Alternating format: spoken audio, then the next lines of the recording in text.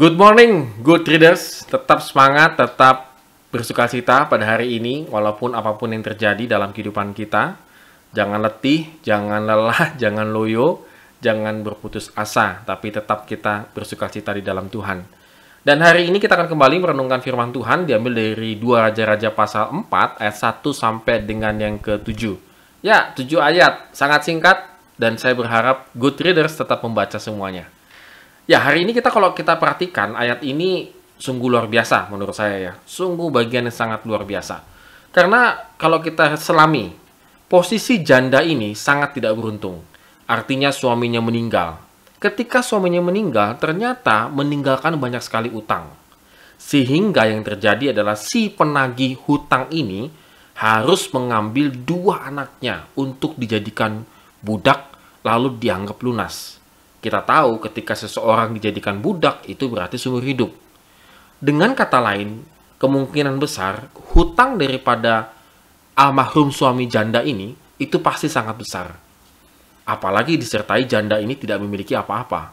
Ya memang pada zaman dulu, pada zaman itu seorang istri memang tidak boleh bekerja, hanya suami saja yang boleh bekerja. Tidak mengherankan, akhirnya suami ini mungkin bekerja dan segala macam, tapi karena dia terlilit hutang, akhirnya ketika dia meninggal, hanya meninggalkan hutang. Nah, sebenarnya kalau kita boleh cermati, kalau orang sudah meninggal dan masih memiliki hutang, biasanya dihapus. Saudara dan saya, kalau misalnya punya hutang di bank, lalu terjadi meninggal begitu, maka hutang itu akan dianggap lunas. Biasanya kan begitu ya, kecuali mungkin ada klausul-klausul tertentu, ada syarat-syarat tertentu, saya nggak tahu. Tapi kebanyakan pasti begitu. Dia tidak akan turun ke istri, anaknya, dan segala macam, gitu, ditagih dan segala macam.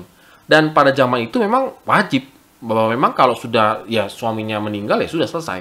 Sebenarnya tidak boleh lagi diturunkan begitu.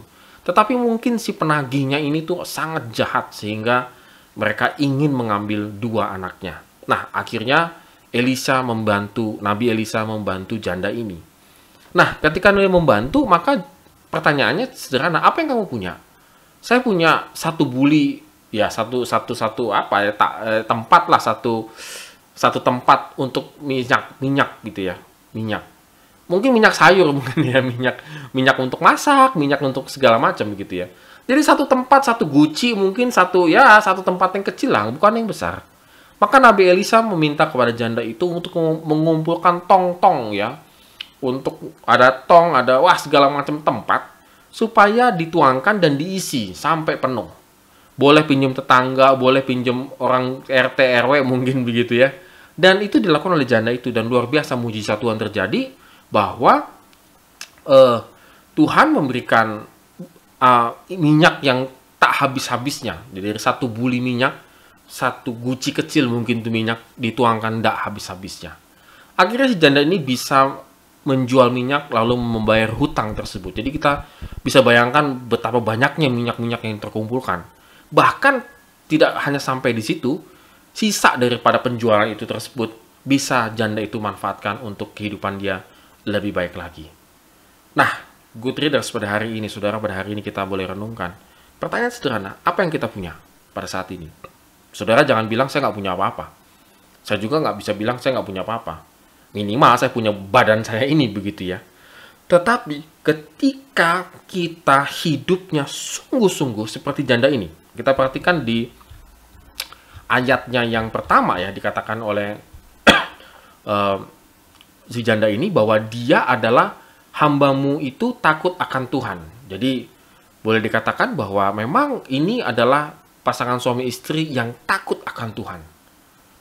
Dan hanya tanda petik, ya memang kebetulan memiliki hutang yang sangat besar sehingga tidak bisa mampu bayar. Artinya, saudara sekalian, kalau kita bisa melihat di sini, ketika hidup kita takut akan Tuhan, memang kita tidak akan terhindar oleh hal-hal yang namanya hutang, musibah, dan lain sebagainya. Tidak terhindar. Pasti kita bisa kena begitu. Tetapi Tuhan bisa membuat mujizat dalam kehidupan kita. Terlihat dari janda ini. Janda ini tidak punya apa-apa lagi selain hanya minyak, lalu Tuhan berkati, akhirnya bisa dipakai untuk melunasi hutangnya. Pertanyaannya sederhana kembali lagi, apa yang engkau punya pada saat ini?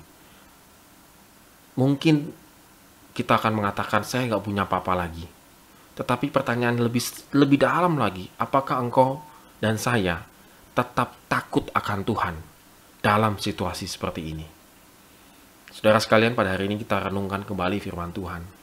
Walaupun secara duniawi kita tidak memiliki apa-apa, tetapi percayalah, Tuhan bisa mengubah yang kita tidak punya apa-apa ini mungkin hanya secuil barang yang tidak berarti. Tetapi kalau kita takut akan Tuhan, Tuhan bisa mengubah barang itu untuk memberkati kita.